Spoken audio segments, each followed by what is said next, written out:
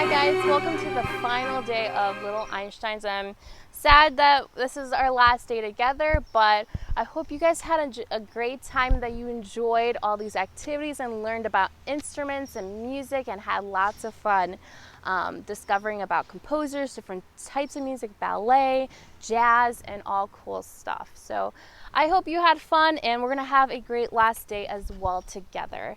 So your pose for today is going to be the tiger pose. I hope you have a chance to try it out.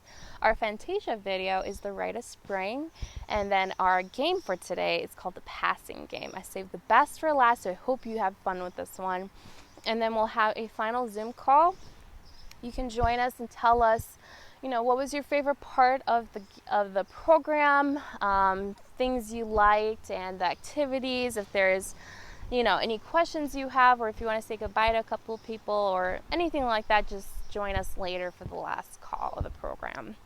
So we're going to get started. So today's instrument of the day is the ukulele. The ukulele is a kind of tiny instrument, as you can see. It is in the string family, and it's a Hawaiian instrument. The word ukulele translates closely to the Hawaiian word for jumping flea. So this is a popular in Hawaii. We have the string names G, C, E, A. So we have our strings. We have the fret and the neck. Fret is where we put our fingers.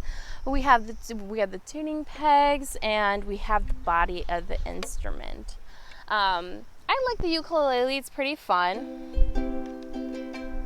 It's very calming. It's very easy to play too. And there's different strumming patterns too.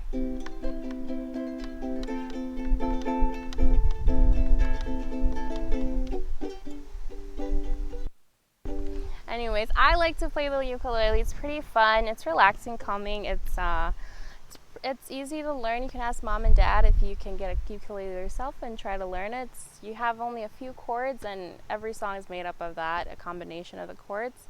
I like to play, especially on the summer days. It's just such a nice sound to hear.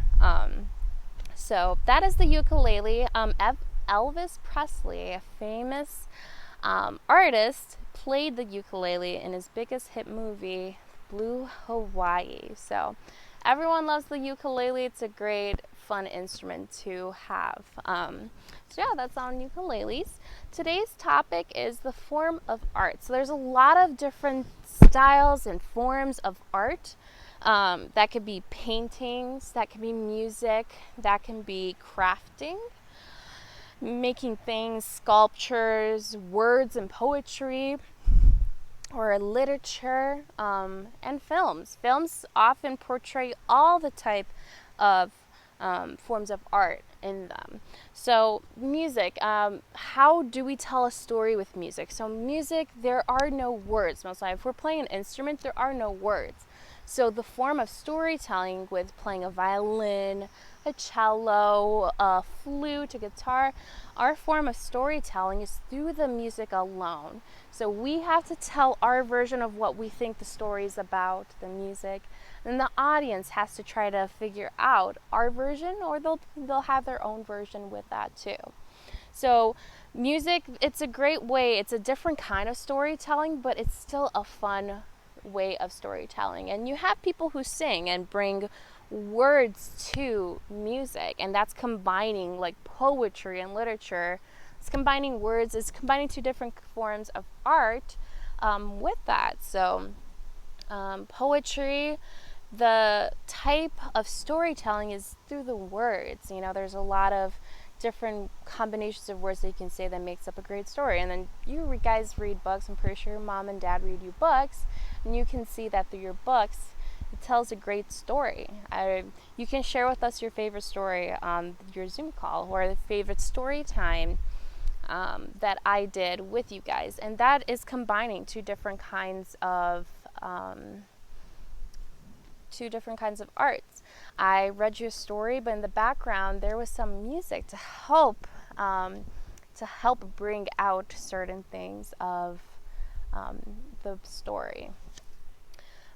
Painting. So when you look at a picture, you kind of have to figure out the story of that picture.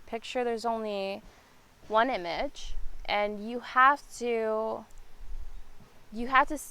they say a picture is worth 1,000 words. So it's, you can make so many stories from that one picture, so looking at paintings is pretty fun. I love going to the museums and try to figure out the story behind that picture, create my own story, and see what the artist, the painter, had in his mind for that story. So in anything that we're talking about, it's always going to be the audience version, and it's going to be the artist who's creating it, their version. And sometimes you'll have, a really cool, interesting perspective, so viewpoint.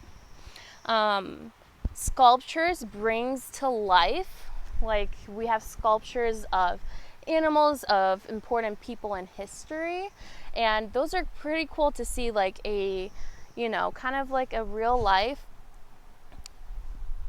sculpture, kind of crafting of that person, or if it's of an animal or whatever they're bringing. Sculptures are pretty cool and fun, and their storytelling of a sculpture is one thing, and you have to figure out that one thing. What is the story behind it? So with the picture, you could have several things. Music, you can have several different feelings. Poetry has several different words, right? But a sculpture, you have one thing, pretty much one thing, that you just have to figure out the story. What is the sculpture trying to tell you through that? And then we have films. Films just, they show us so much. If you look at any of the movies, if you're going to be watching a movie today or tomorrow, think about the different forms of art that you'll be seeing in the videos, or in the movies. You'll have the music. You're going to have people talking. Maybe people are going to be singing. Maybe some people are going to say poetry, or say really nice words that just sound so comforting, or just great, or happy. And you're going to have backgrounds. You're going to have nature. That's a form of art too. So there's a lot to pick up on films, because it shows everyday life, and there's so much of a big story happening in film. So why I bring up forms of art is because there's just art in everything, music and everything. We have music outside, as you've seen in your listening sound walk. We hear the birds, that has that adds a part to the story. We hear the wind, that adds a part to the story, and all these sounds. And then you have the activity where you were listening to music and you drew what you thought, were drawing your version of the story you were hearing. So, there's art and music and everything every day, and that's why I want to share the great thing that music can be to us. There's so many different kinds of music.